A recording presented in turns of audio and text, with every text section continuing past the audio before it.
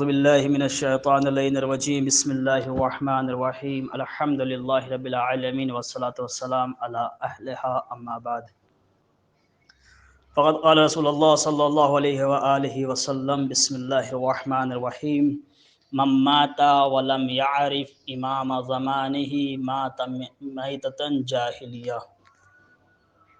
عزیزان گرامی، محبان اہل بیت، شیعان حیدر کرار، دوستان عزیز، برادران ملت، میں نے جس حدیث مبارکہ کی تلاوت کرنے کا شرف حاصل کیا،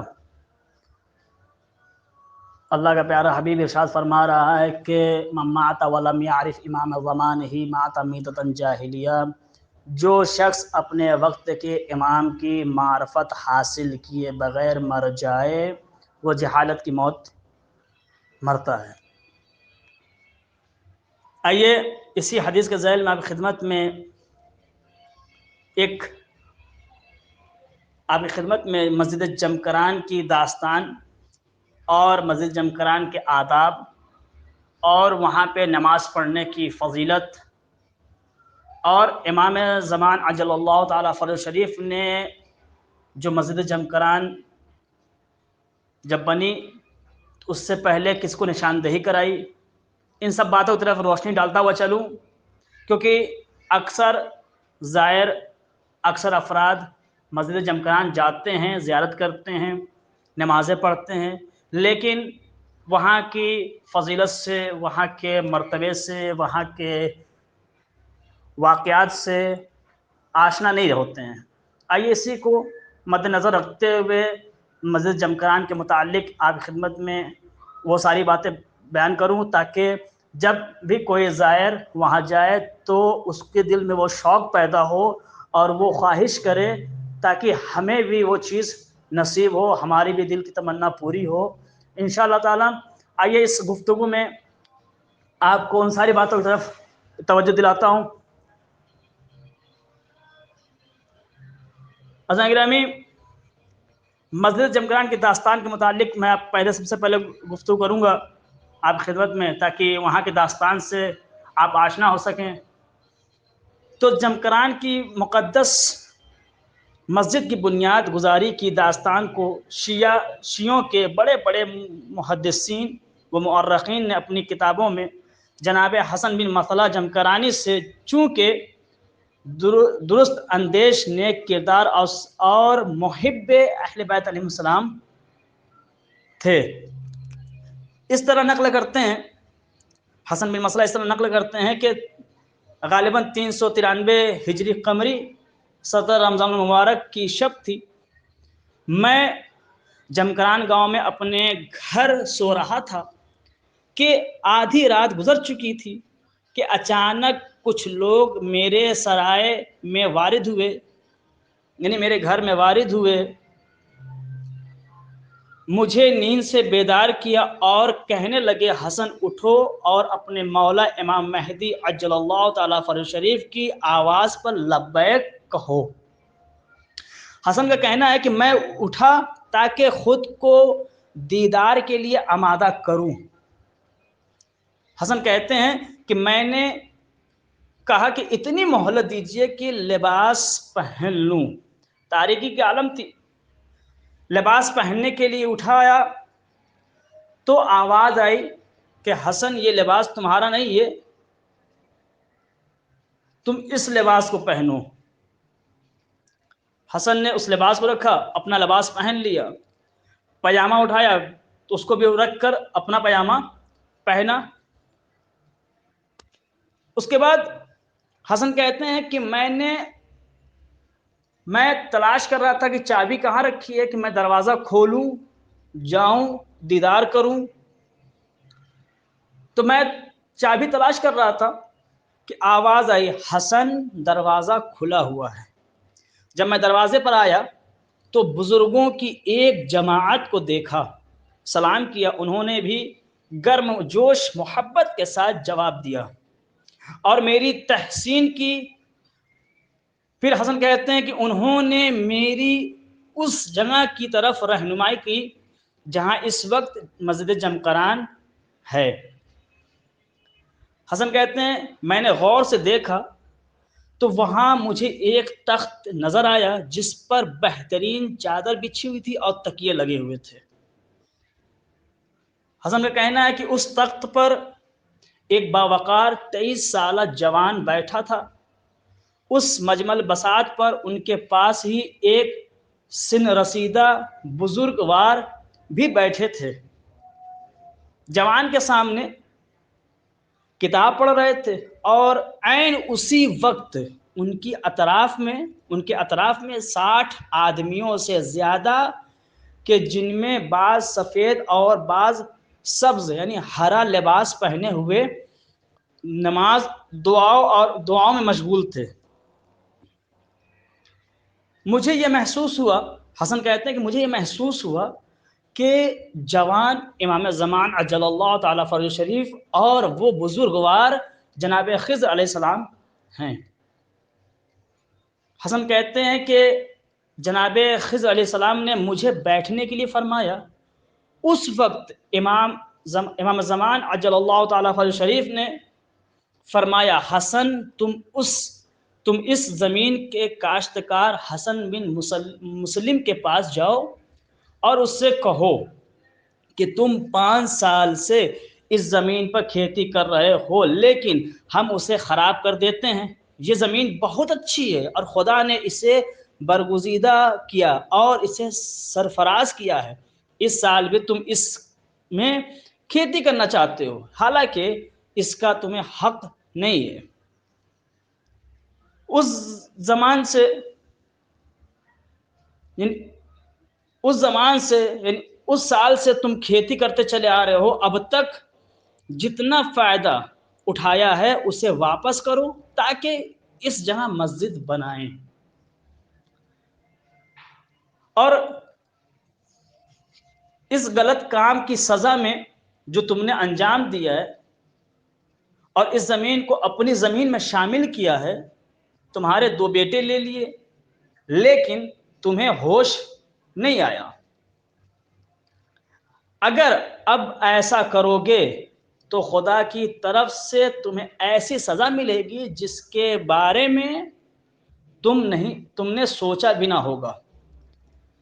حسن کہتے ہیں کہ میں نے آپ کی دل نشین یعنی امام کی دل نشین باتیں سن کر عرض کی، اے مولا، اے میرے آقا، اس پیغام کے لیے میرے پاس کوئی علامت تو ہونی چاہیے، کیونکہ علامت کے بغیر لوگ میری بات قبول نہیں کریں گے۔ امام زمان عجل اللہ تعالیٰ فرج شریف نے فرمایا، ہم یہاں ایک نشانی چھوڑ جائیں گے تو تمہاری بات کی تصدیق کرے گی، تم جاؤ اور ہمارا پیغام پہنچا دو۔ حسن بن مسلہ کہتے ہیں اس کے بعد آپ نے فرمایا یعنی امام نے فرمایا کہ پہلے سید ابو الحسن کے پاس جاؤ تاکہ وہ تمہارے ساتھ آئیں، اور حسن بن مسلم کو بلاؤ اور چند سال کا منافع ان سے حاصل کرو اور مسجد کی تعمیر میں اسے خرچ کریں، اور بقیہ مخارج کے لیے رہٹ جو کہ اردحال میں ہماری مملکت ہے اسے لائیں اور مسجد کی تعمیر کو مکمل کریں۔ قریہ رحق کا نصف حصہ ہم نے اس مسجد کے لیے وقف کیا ہے، ہر سال اس کی آمد لائیں اور مسجد کے امور میں خرچ کریں۔ یہ امام نے حسن بن مسلہ سے فرمایا تھا، بیان کیا۔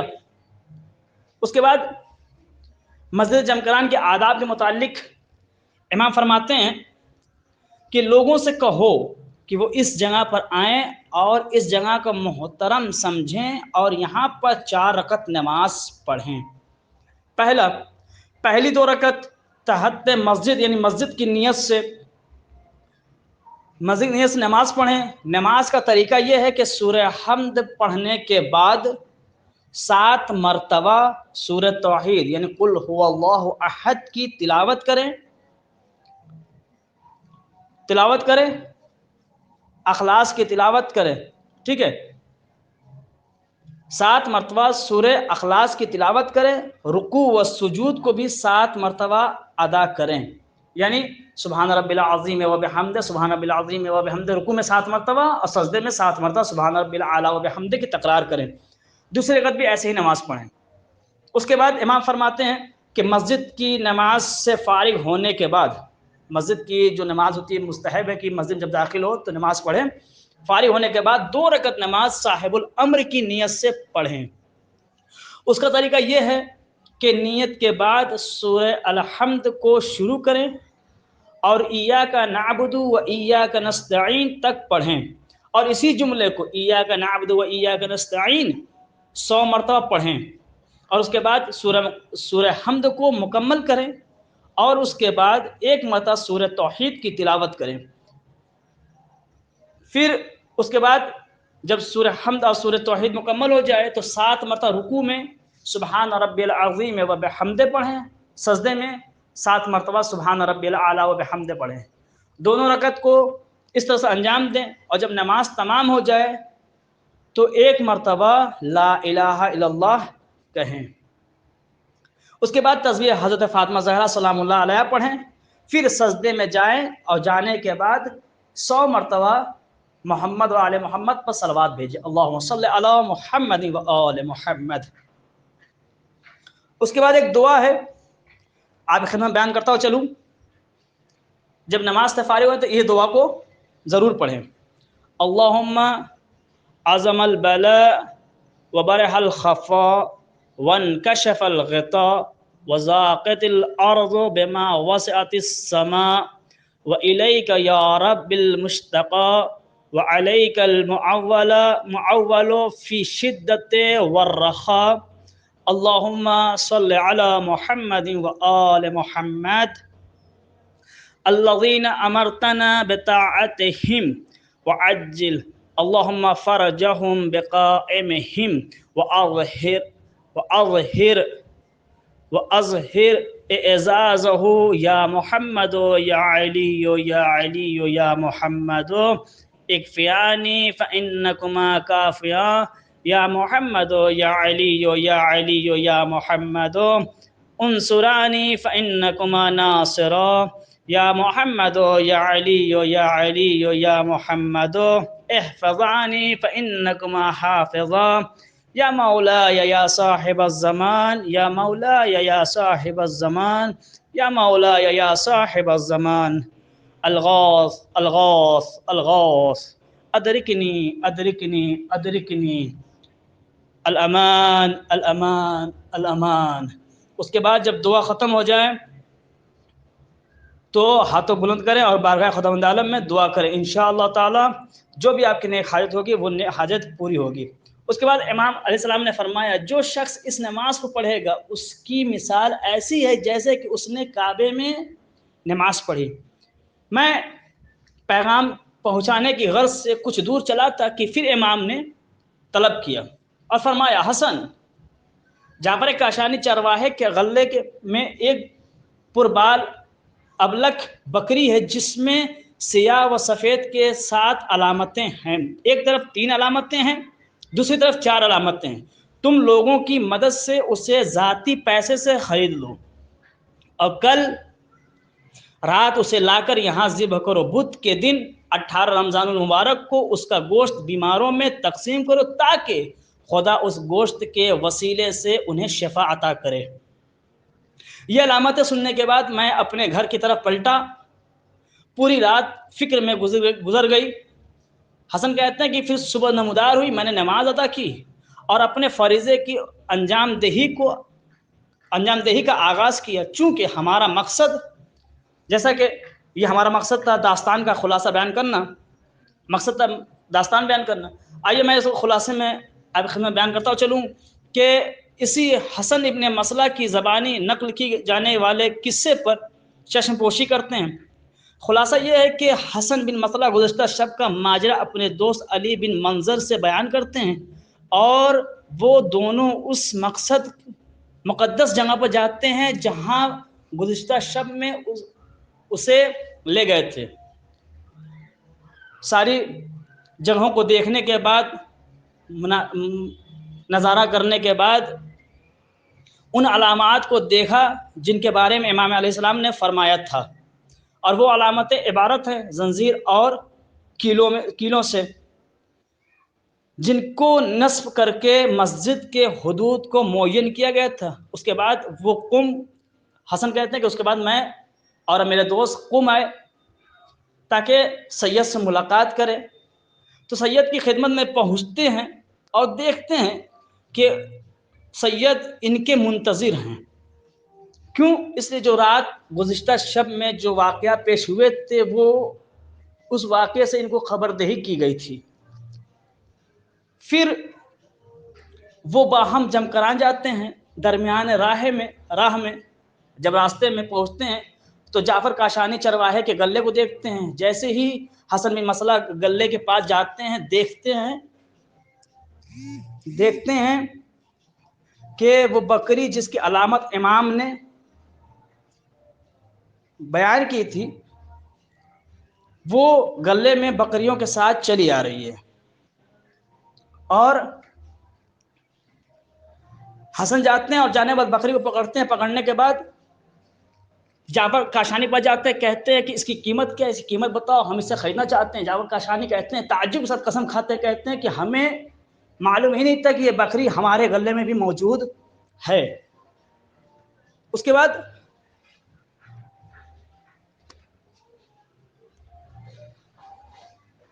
بکری کو لیتے ہیں، لینے بجاتے ہیں اور جانے کے بعد اسے ذبح کرتے ہیں، تمام بیماروں میں تقسیم کرتے ہیں اور وہ شفا یاب ہو جاتے ہیں، شفا نصیب ہوتی ہے۔ اس کے بعد مسجد جمکران کا نقشہ بناتے ہیں، اس کی بنیاد رکھتے ہیں اور اردحال کے اموال اور منافع اور املاک سے چھت ڈالتے ہیں، اور زنجیر اور کیلوں کو جو کہ مخصوص انداز سے آراستہ تھی ابوالحسن اسے اپنے گھر لے جاتے ہیں، اور جب کوئی بیمار ہوتا تھا اسے پکڑا دیتے تھے زنجیر کو تاکہ وہ شفا یاب ہو جاتا تھا۔ بس آخری کلام میں خلاصہ کلام یوں کرتا چلوں کہ جب ابوالحسن مرحوم دنیا سے انتقال کر چکے تو ان کے بیٹوں میں سے ایک بیٹا بیمار ہو گیا، تو اس نے چاہا کہ میں اس زنجیر کو تھام لوں تاکہ شفا یاب ہو جائے۔ تو اس نے جب صندوق کھولا تو کیا دیکھا؟ صندوق خالی ہے، زنجیر اور کیل وہ غائب ہو چکی تھی۔ اور یہ حوالہ اس روایت کا، اس واقعے کا حوالہ جو ہے بحر الانوار جلد نمبر 53 اور صفحہ نمبر 230 میں موجود ہے، اور باقی کتابیں بھی موجود ہے، اور دیگر علماء بزرگان بھی اس داستان سے واقف ہیں۔ آپ ان کی طرح مراجعہ کر سکتے ہیں اور ان سے مزید معلومات حاصل کر سکتے ہیں۔ آئیے آخری کلام میں دعا گو خدایا ہمیں بھی توفیق عطا فرما تاکہ ہم بھی زیارت روضہ مقدس امام معصوم الاسلام کے روضہ مقدس کی زیارت سے مشرف ہو سکیں، اور ہمارے وقت کے امام کے ظہور میں تعجیل عنایت فرما، ان کے اصحاب و انصار ہمیں ہمارے وقت کے امام کے ظہور میں تعجیل عنایت فرما، اور ان کے اصحاب و انصار میں ہمیں شمار عنایت فرما۔ ربنا تقبل منا انک انت السمیع الدعاء۔ آخری کلام یہ ہے کہ ہمارے اس چینل کو مزید سبسکرائب کریں، شیئر کریں، لائک کریں اور اپنے دوستان تک بھیجیں تاکہ وہ اس سے مستفید ہو سکے، آشنا ہو سکے اور علم حاصل کر سکے۔ والسلام علیکم ورحمۃ اللہ وبرکاتہ۔